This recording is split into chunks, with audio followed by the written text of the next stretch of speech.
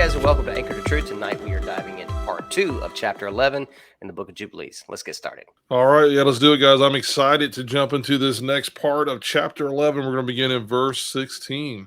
And the child began to understand, this is speaking of Abram.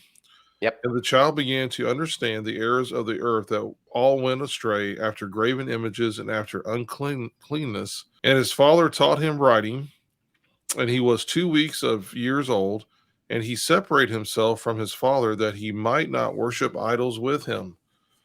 And he began to pray to the Creator of all things that he might save him from the errors of the children of men, and that his portion should not fall into error after uncleanness and vileness. And the seedtide came for sowing of the seed upon the land, and they all went forth together to protect their seed against the ravens. And Abram went forth with those that went, and the child was a lad of 14 years. And a cloud of ravens came to devour the seed, and Abram ran to meet them before they settled on the ground, and cried to them before they settled on the ground to devour the seed, and said, Descend not, return to the place whence ye came. And they proceeded to turn back. And he caused the clouds of ravens to turn back that day 70 times, and all the ravens throughout all the land where Abram was, there settled there not so much as one. And all who were with him throughout all the land saw him cry out, and all the ravens turned back, and his name became great in all the land of the Chaldees. And in verse 21 it says, And all who were with him throughout all the land saw him cry out, and all the ravens turned back, and his name became great in all of the land of the Chaldees. And there came to him this year all those that wished to sow, and he went with them until the time of sowing ceased. And they sowed their land, and that year they brought enough grain home and ate and were satisfied. So the first thing I saw, and this is just a simple little thing, I was, before you read down further, I was just going to point out that it says 2 weeks of years old, and, doing the math on that, that means he's 14. But of course, as you scroll down a little bit further in verse 18, it says a lad of 14 years. So it tells us that he's 14 years old at the time that all of this is happening. So thought that was neat, and that he's taking this upon himself, and he's doing this great deed amongst the people. It's pretty cool. Yeah, I think it's pretty interesting, guys, that at the age of 14, with everything that's going on in Abram's life, that he would actually see these. I mean, that he would actually be comprehending the fact that, you know what, my father being an idol maker, my grandfather before that was teaching divination, I'm sorry, and all these different things. And all of a sudden it says, and the child, in verse 16 says, and the child began to understand the errors of the earth, that they went astray after graven images and after uncleanness. And his father taught him writing, and he was 2 weeks of years old. And, you just talked about it. He's 14 years old. I think it's amazing at the tender age of 14, that this revelation is starting to come to him. And this can only be the Father. This can only be, in my opinion, this can only be God himself is calling Abram out from amongst us and is giving him wisdom that he doesn't have. And I'm not saying that everybody in the entire earth is wicked. And there's not, I'm sure there's got to be something from the writings of Noah, or something's going on here that's giving him this information, whether it's a download from Abba, whatever it is. But we also know the story of Abram later on will be called Abraham, that there is definitely a calling of his life. The hand of Yahweh is upon him, and that he is called to be set apart. And being set apart, man, you talk about his lineage. I mean, this is night and day between his lineage and who he is now and who he will become in the future. Right. Yeah, not to throw a rock in your pond and cause some ripples, but, looking at that very beginning of 16, it said that he began to understand the errors of the earth, and that all went astray after graven images. So it does give some indication that maybe a majority, if not all, of people. I would definitely say a majority. Yeah, because the word "all," so if we take it at face value, it means everybody. And if they're all worshiping idols and they're given over to that practice, then that would have been the new norm. You would have been born knowing idol worship. You wouldn't have known anything else. You wouldn't have seen anything else. And being that, like we talked about him being only 14, one, that's a great age. We see Yeshua coming into the temple at a very young age. We see David. We see so many of the major prominent Bible characters at a very young age having a special calling on their lives, being a set apart, being spoken to, or an early visions and dreams, or even just a calling. And it's interesting that with the things that he said he saw that kind of caused him, that he said that he saw the errors of the earth and that them making idols, and that he started to separate himself from his father. I think that's a really weird concept to bring up at this stage, because we're taught to honor our father and mother, and you don't see him do anything other than that. You don't see him spit in his dad's face, or knock his coffee over in the morning. He's just like, hey, you know what, I'm going to slowly start to live my own life. I'm going to start to follow the way that the ways of the father. And what that's going to do is cause him to be further set apart and be further in line with the father. Whenever he's like, hey, you listen to that still small voice, everybody else didn't. And so if you're willing to listen, I'm going to talk to you more. I'm going to use you more. And we're going to see that play out in a mighty way, like Joe's just said.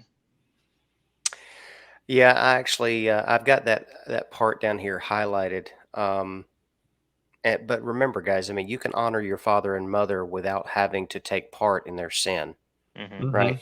Right. Honoring your father and mother does not mean that you have to do what they do if you know what they're doing is wrong.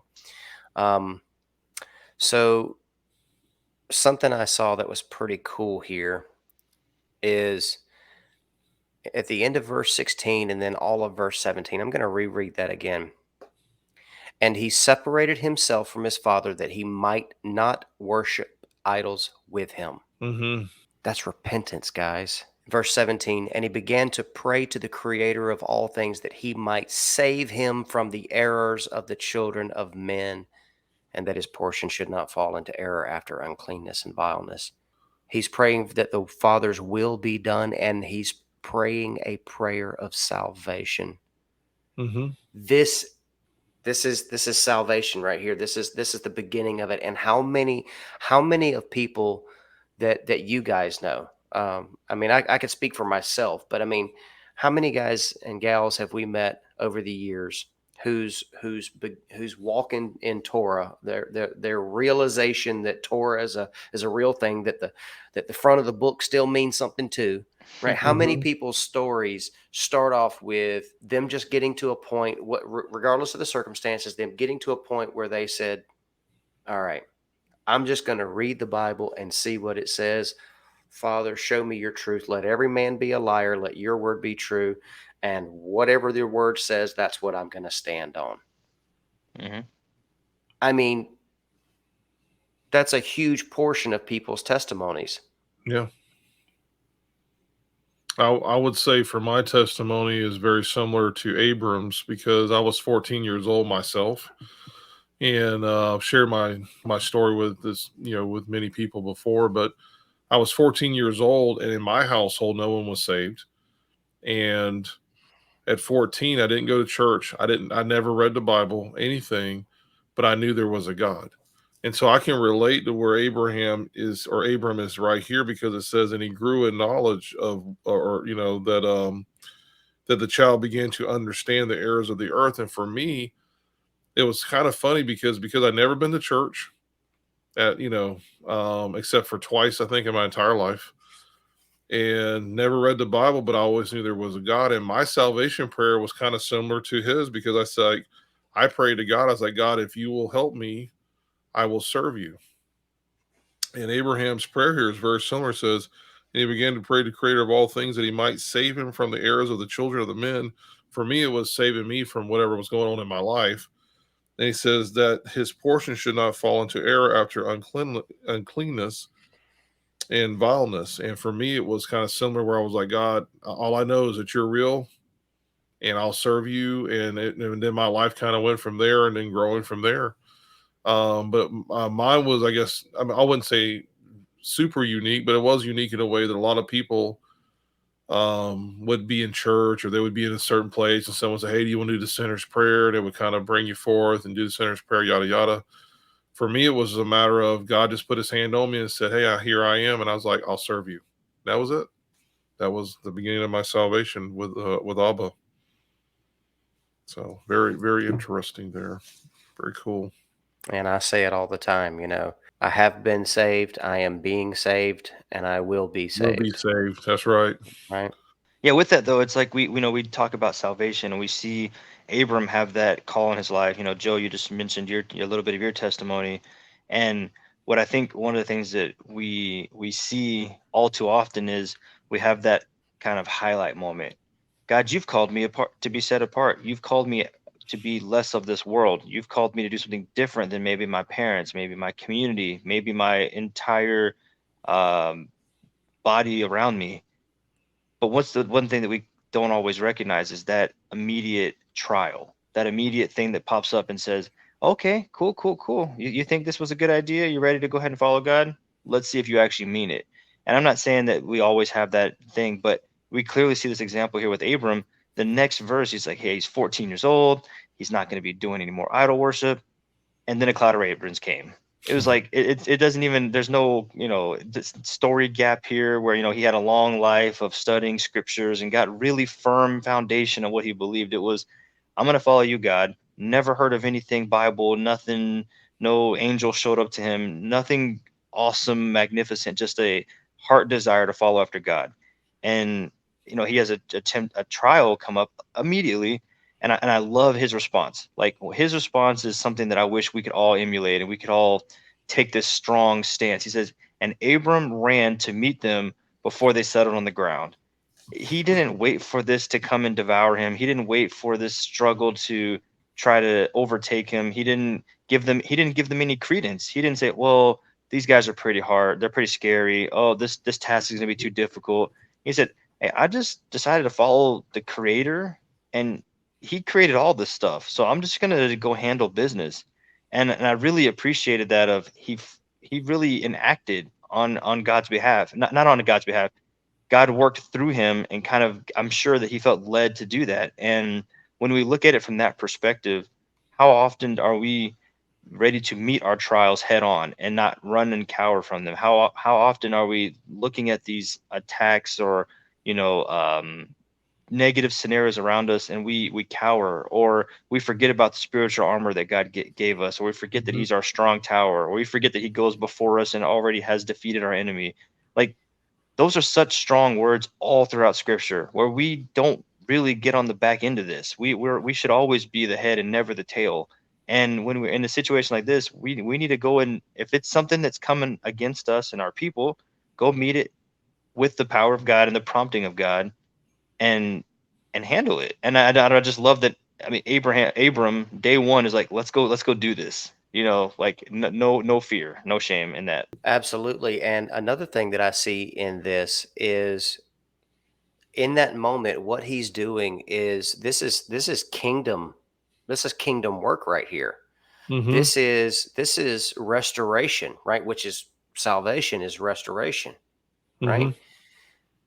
This is a great example of that. He's taking back the dominion over the earth and all that is in it, right? He's taking, Mm-hmm. this is an example of that. So this is kingdom. This has kingdom written all over it. Is taking back the authority that was lost during the garden. That dominion, anyway. That's a picture I see. 14-year-old boy, probably squeaky voice, but I really hear him talking with that power and authority. He's saying, hey, you literally, like Kyle was saying, this is kingdom talk. You have to get out of here. This is not for you. God has given us this land. This was already portioned out to us. Why are we letting any kind of evil have any foothold here? You don't belong here. This isn't your dwelling place. This isn't your first abode. This has nothing to do with you. You have to go. And then right there at the beginning of 20, and he caused the clouds of the ravens to turn back that day 70 times. So not only did he actually make it happen, but he was persistent. There was no quit in Abram. He didn't say, well, I tried it, it didn't work. He said, God told me, it's promised, I will do it. And with that mentality and that attitude, like in the book of Kings, it talks about, he says, I think it's Elijah, he turns around, he's like, how are we supposed to defeat this enemy? Well, those who are with us are greater than those who are against us. Mm-hmm. Little did Abram know, He had all the power and authority of God, the heavens, and the angels. He that battle was already won. He just needed to go there and be the vessel. He needed to go and be the mouthpiece. And I just love that story. You know, You the are other thing too with this, guys, I'm glad you brought up. This is something that we're digging more into. I know in our personal lives about what is the reign of the kingdom of heaven. This is going to take me back to Matthew 13, kind of pulling it back into here, guys. Is in 13, and it says, verse 3, it says, and he spoke to them much in parables, saying, see, the sower went out to sow. And as he sowed, some indeed fell by the wayside, and the birds came and devoured them. Now, when we jump over to verse 19, when he's given the explanation of the parable, because the people are going, what? You know, he's speaking in parables, kind of like, what are you talking about? Well, in 19, it says, and when anyone hears the word of the reign and does not understand it, when someone hears the word of the reign and the kingdom of God and does not understand it, then the wicked one comes and snatches away that was sown in his heart. That this is that sown by the wayside. So there's kingdom talk. There's kingdom talk here in Matthew 13, in verses what was that 4, and in 19, and then we're going here to this when you're talking about kingdom talk here, Jonathan. What I'm seeing here is almost a deliverance as well. When we talk about deliverance ministries, we're talking about the being delivered from evil, uncleanliness, unclean spirits, and the fact that these birds are demonically controlled by demons. When I look at this is a rebuke on this evil. This is Abraham standing up and saying, I rebuke you. Return to the place in verse 19 again at the very end. It says, descend not. Matter of fact, I don't even want you touching the ground. And this is what I love, Jonathan. What you were talking about was a 14-year-old. Out here, they call him a 14-year-old lad. The 14-year-old lad shows up. a wee lad. A wee lad he is now. He shows up, and matter of fact, he's like, I'm not going to let you touch the ground, man. He says, I know who you are. I understand who you are. Again, understanding who the enemy is.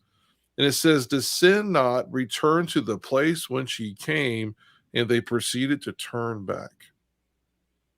So to me, this is one of the first signs of someone going openly to something that's unclean and evil and rebuking it, saying, hey, go back to where you came from. You're not welcome here. Yep. And so we see also in here that this had to take place 70 times. Now, the other thing that's kind of cool about this, as we read more into and we finish this chapter out here in just a little bit, is I believe that God is using a 14-year-old boy to show people how to take back what was being taken from them. It says earlier when we were reading, it says they barely had enough fruit on the trees to eat. They were just barely scraping by.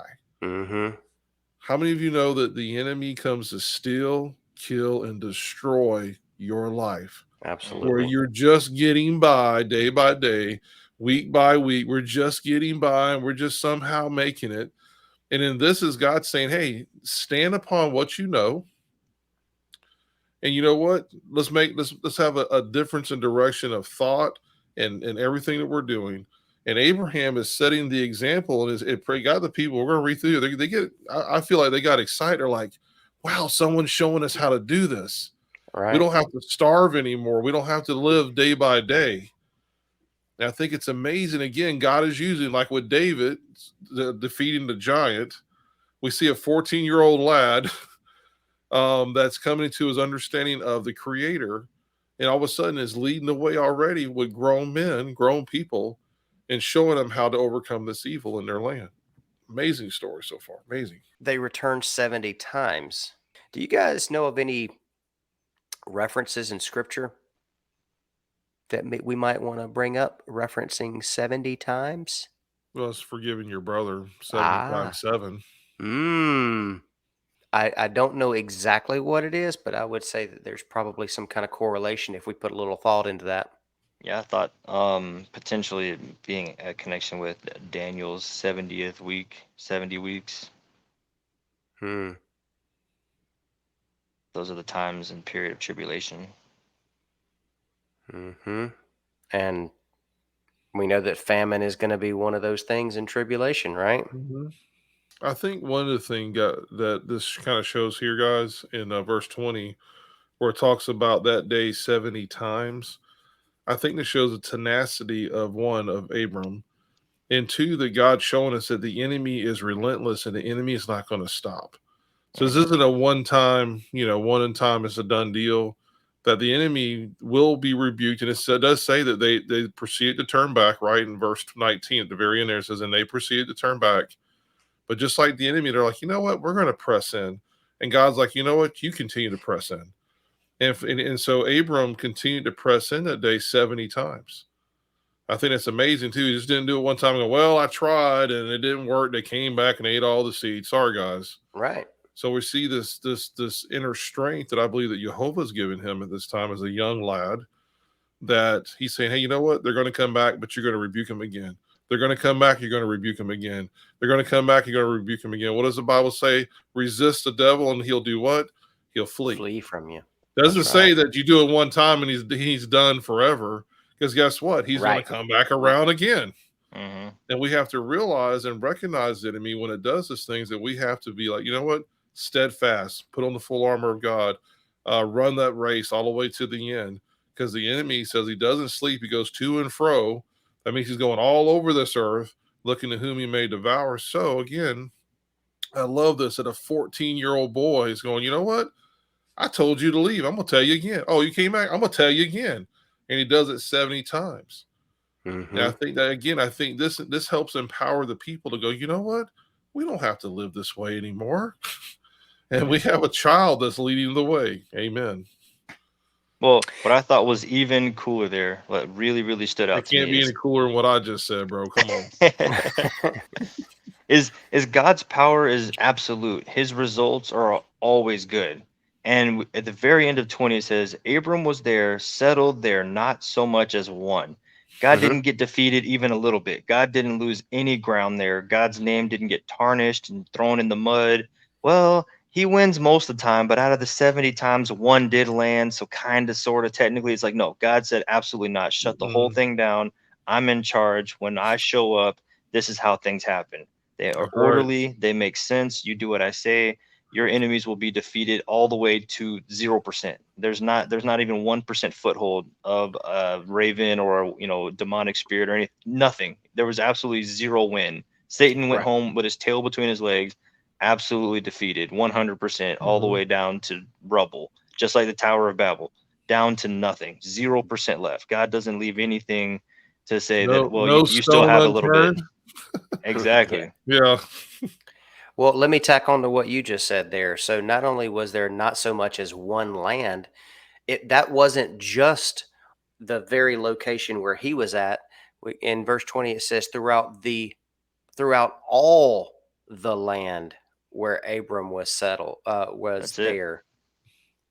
Right, the entire land there. Like, I mean, good gracious. I've got a teeny tiny piece of land here, right? For some folks that might be big, I don't know, but it's not a large tract of land. I got 11 and a half acres here. I know if I was to stand on the front side of my property and I could yell all day long, it wouldn't matter. I could still have a bird not pay me any of mind on the backside of my property. Wouldn't be worried about me in the least, right? They'd be Because laughing at you from the other side going, what's this fool doing?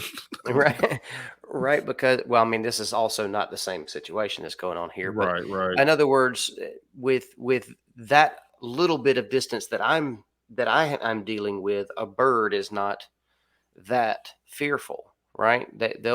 They'll land and they'll eat and they'll whatever. They feel like they're a safe distance away. But this is referencing throughout all the land where he was, not Mhm. one settled. That's a big Yep. deal, It's right? a big God. I can't imagine the spans of the land that they had. Yeah, and I don't know if this means anything at all, but a raven is a very intelligent bird.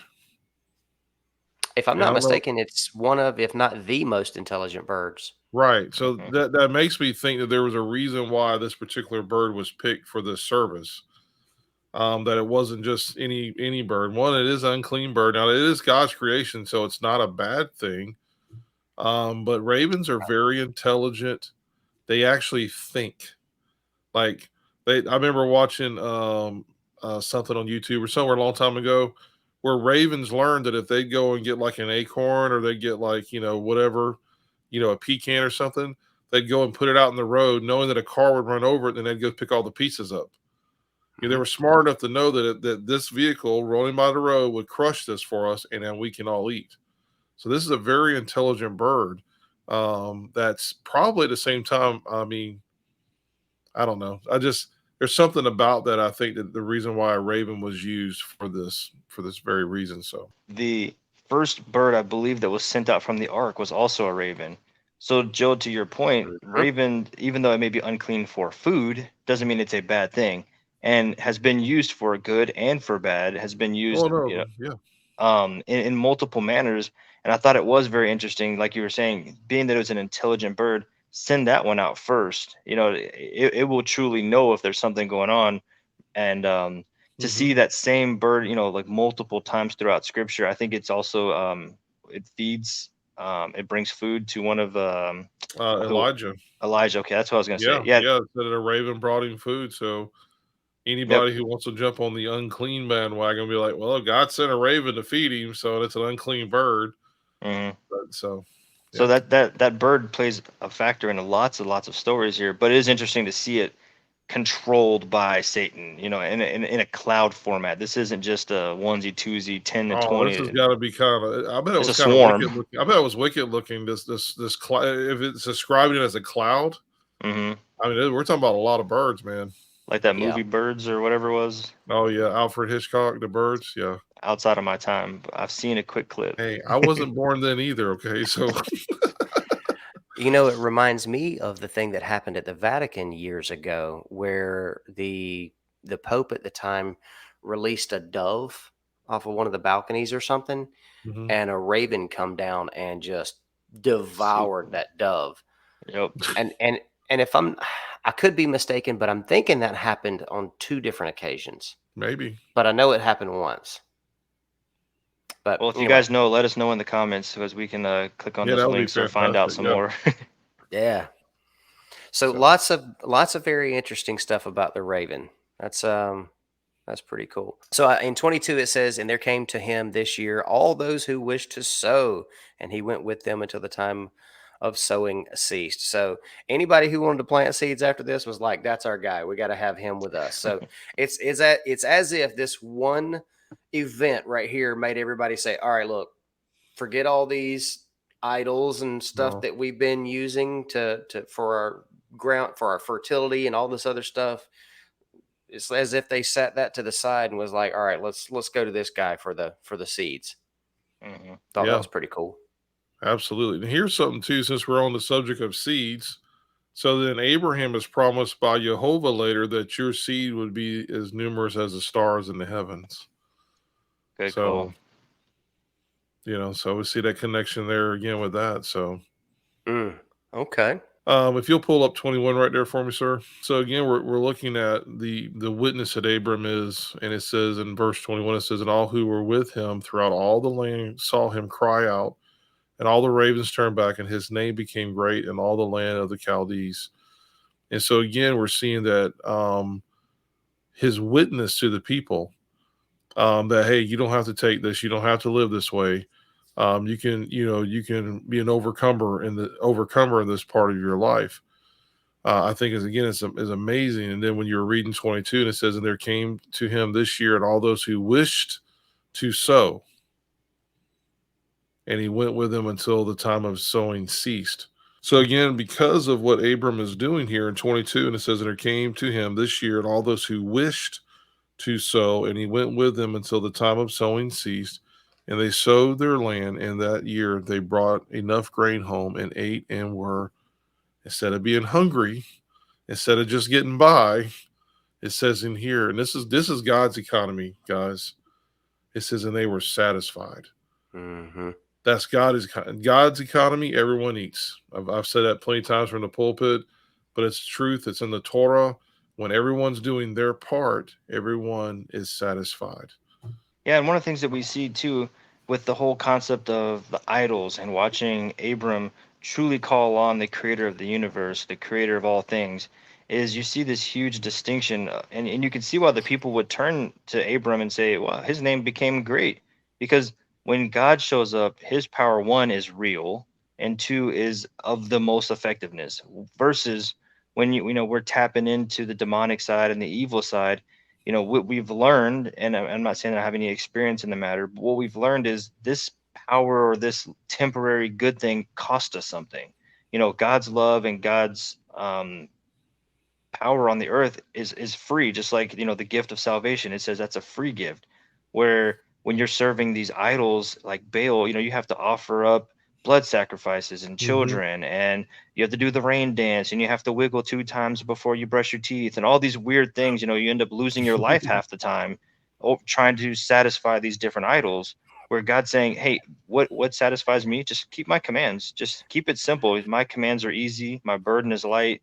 You go out here in the world and try to serve these other guys, and it's costing them everything. They're giving every last penny in their bank to try to get the new idol or the new figurine or the new piece of wood carved out of something or the new piece of metal. And they're like, if I could Or the just buy, stone. exactly, if I could just buy this one thing, maybe my daughter will be healed, maybe my father will come to salvation, whatever the thing is. And you see this huge distinction where you're like, all the people, when you see good, when you see the holy, that is the light. They were living in darkness trying to satisfy these idols, which is nothing, right? Like with Elijah, what is your God doing? Is he sleeping? Is he relieving himself? Why is he not answering you? And these guys are cutting themselves, they're doing all kind of crazy stuff, and it's not working at all. Elijah's like, watch this. Oh, that was easy. See the difference between your scenario and my scenario. And I think Abram was doing that exact thing. You see all this idol worship, all this nonsense we were doing, and it didn't work. Actually, it brought the evil here. The evil's Mm-hmm. here Right. because of your idol worship. Now watch this. We switch over and we work for the good guy, the father of all, and look at, we have seeds and we have food and everything's just so nice now. Why didn't we do this to begin with? And everybody's like, that guy, let's do what he's doing. And what greater story is that we're called to be in the world, but to be that guy, to be that Mm-hmm. Right. girl who's the light. When people walk around and like, man, I'm on my second marriage, man, my kids are this, man, my job that, but that guy or girl, whatever they have, I want that. Mm-hmm. Well, you're It's kind of awesome. seeing a foreshadowing of what God's people are called to be through the seed of Abraham. Again, we talked about this before about being the light set up on the hill.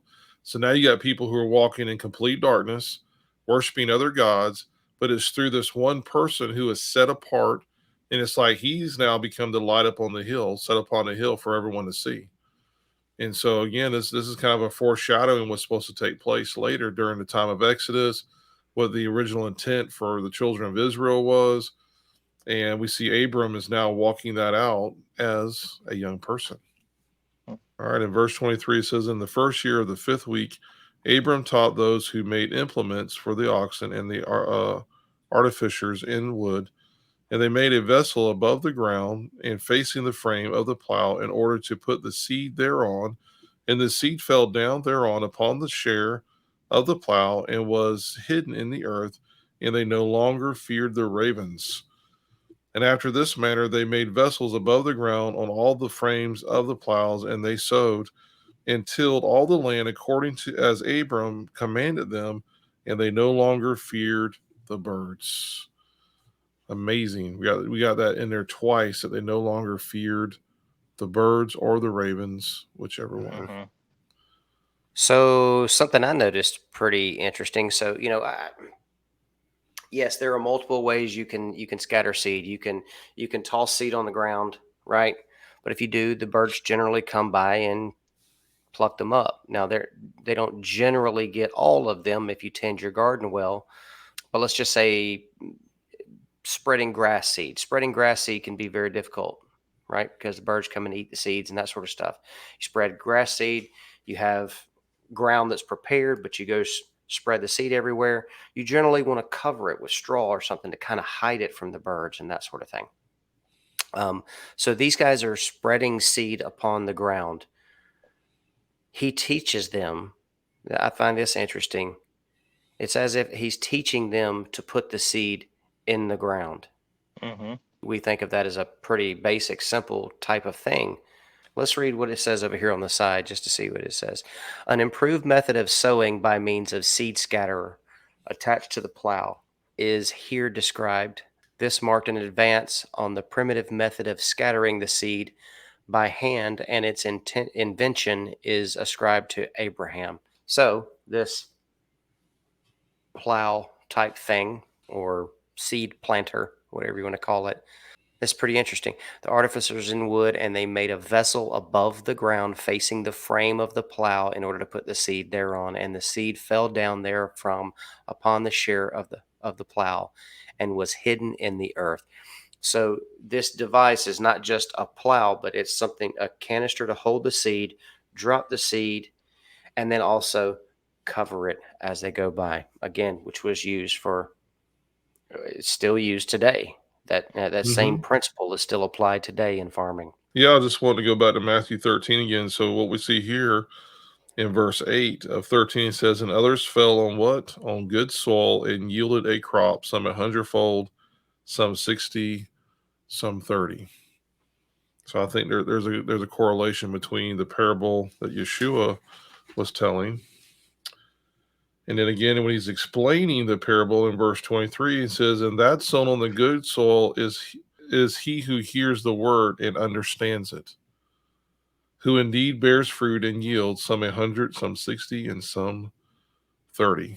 So I think there's a cool correlation between what the evil birds are trying to do, but when the seed was actually placed in the soil, it was covered. Therefore, the birds of the air could not quickly come in and snatch that away. So what I'm seeing here is another really, really cool connection. So we see Abraham as being supernaturally taught something. He's in a net positive in this relationship with the Father. He said, yeah, you know what? I don't want to do what my dad's doing. I want to worship the Father of heaven. Okay, cool. So the thing that I did when I listened, it worked. Now the Father has taught me something. I'm literally know something brand new, something that didn't exist yet. I now know this information, and it's going to be for the betterment of all creation and all people from this point forward. And I'm finding this connection here with same as Noah, right? Going back, what did Noah got received the information on how to build this giant boat? No one had built a boat like this before. There's no boat in existence at that time or after that time that's ever existed that did exactly that specific job of surviving the cataclysmic flood of the whole earth.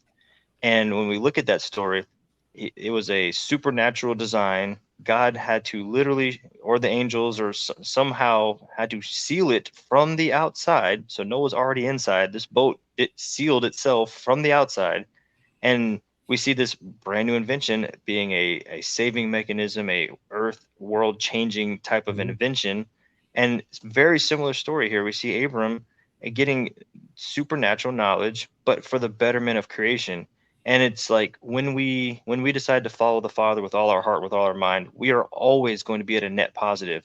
The world around us may still be ugly and still be difficult to manage, but we're always going to be at a positive in that relationship. He plans for good things for us. He plans for us to impact the world around us in a positive way. And Abraham, just by following simple instructions, hey, go out and wave the birds, and we don't know exactly what that looked like, but we can see what he said, descend not. And then now he's able to be a savior type for everybody there. And and now he's in the position of being raised up, and that's where we see the high priest, we see Yeshua, we see Abraham, Elijah, just, we can go name after name after name after name. These guys were raised up. They were special. They were more holy. They were able to impact seemingly the world around them due to their faith and following the words of the Father. And I think that that's amazing that we have all these really cool connections and examples of doing what you're supposed to do always leads to something good and positive with the Father. Yeah, I agree with that, Jonathan. Because you look at this, if it wasn't for the fact that that Father gave him wisdom to do this in a different way, all of his energy would be spent every year during this time of rebuking the birds away. So he's like, well, instead of me having to rebuke these birds away every year we go to sow the seed, Abba gives him wisdom to create something so that we're just going to eliminate them eating the seed at all. And so that's and the other thing I'd like to point out too is the correlation, I think, between him and Yeshua is that in the very end of 24, it says, and Abram commanded them, and they no longer feared the birds. So we see that he is he is one who speaks with authority. When Yeshua shows up on the scene, what do the people say? He speaks as one with authority, right? So we see Abram here also. It says at the very end there of 24 that he tilled the land according as they tilled the land according to as Abram commanded them. He was speaking. A young man was speaking as one with authority, and that authority was coming through him through Abba. And it says, and through that authority, they no longer feared the birds. Man, what an awesome chapter. So with that, guys, we will see you next time for chapter 12 in the book of Jubilees. God bless. Shalom. Ciao. Descend not, return to the place whence she came, and they proceeded to turn back. There we go.